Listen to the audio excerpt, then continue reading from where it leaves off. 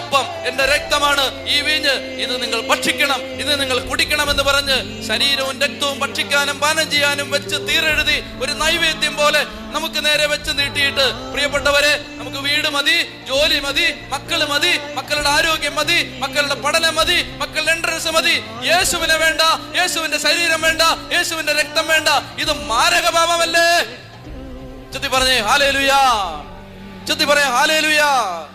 പ്രിയപ്പെട്ട സഹോദരങ്ങളെ, മരണവേദന അനുഭവിച്ച് കൊല്ലപ്പെട്ട യേശു അവന്റെ ശരീരവും രക്തവും അൾത്താരകളിൽ ബലിയർപ്പിച്ച് വെച്ച് വിളമ്പുമ്പോ നമുക്ക് അത് വേണ്ട.